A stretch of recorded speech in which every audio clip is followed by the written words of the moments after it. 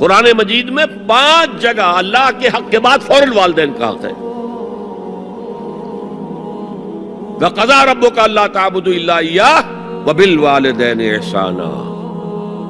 تیرے رب نے فیصلہ کر دیا ہے کہ اس کے سوا کسی کی بندگی نہیں کرو گے اور والدین کے ساتھ نیک سلوک کرو گے. اللہ کے حکم کے بعد، اللہ کے حق کے بعد والدین کا حق ہے. سورہ لقمان میں انشکر لی ولوالدیک، شکر ادا کرو میرا بھی اور اپنے والدین کا بھی. اور سورہ بنی اسرائیل میں تو کیا تفصیل آئی ہے.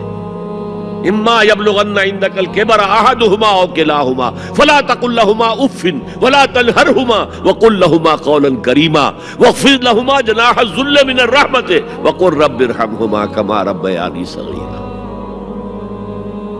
اگر تمہارے والدین میں سے ایک یا دونوں تمہارے پاس بڑھاپے کی عمر کو پہنچ ہی جائیں، انہیں کبھی اف تک نہ کہنا، دل نہ توڑنا ان کا، چھاتی چوڑی کر کے بات نہ کرنا، ان سے کندھے جھکا کر بات کرنا، ادب سے گفتگو کرنا. قل لہما قولا کریما واخفض لہما جناح الذل من الرحمہ، اپنے کندھوں کو جھکا کر رکھنا.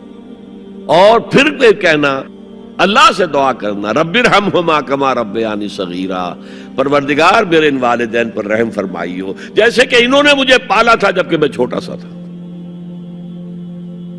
تو خاندان کے نظام کو مستحکم کرنے کے لیے 3 ڈائمنشنز ہیں. جیسے ایک کمرہ ہے، چوڑائی ہے، لمبائی ہے، اونچائی ہے.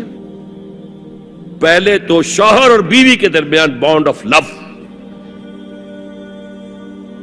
اب یہ شوہر اور بیوی پیرنٹس بن گئے ہیں، والدین بن گئے، اولاد آ گئی.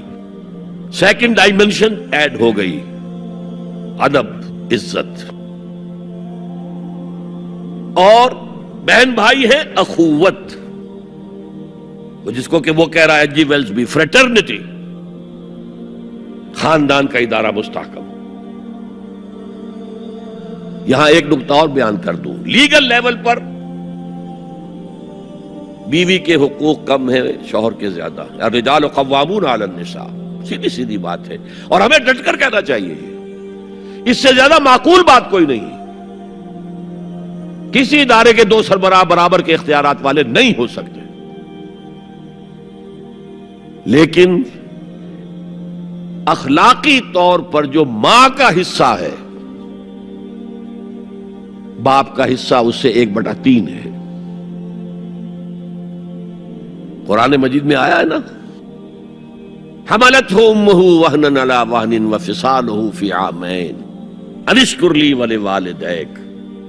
اسے اٹھائے رکھا اس کی ماں نے اپنے پیٹ میں، کمزوری پر کمزوری جھیل. کمزوری تو ہو رہی ہے، اس کا خون چوس رہا ہے اندر، جونک جو ہے وہ چوس رہی ہے خون اس کا.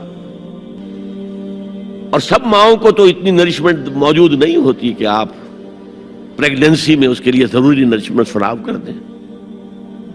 وہنن علی وہن، کمزوری پر کمزوری جھیل کر بھی اپنے پیٹ میں اٹھائے رکھا. وفصالہ فی عامین، اور پھر دودھ چھڑانا ہوا 2 سالوں میں. وہ جونک جو ہے وہ پھر اس کی چھاتیوں سے چمٹ گئی. لہذا اس کا حق 3 گنا زیادہ ہے باپ سے.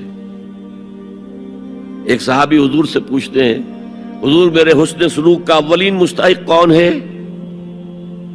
فرمایا تمہاری والدہ. پھر پوچھا ان کے بعد کون؟ پھر کہا تمہاری والدہ. پھر پوچھا ان کے بعد کون؟ پھر کہا تمہاری والدہ. پھر پوچھا ان کے بعد کون؟ تو کہا تمہارے والد. 3 درجے. اور یہ جو فرمایا الجنت تحت اقدام الامہات، جنت تو ماؤں کے قدموں تلے ہے، یہ باپ کے بارے میں تو نہیں فرمایا.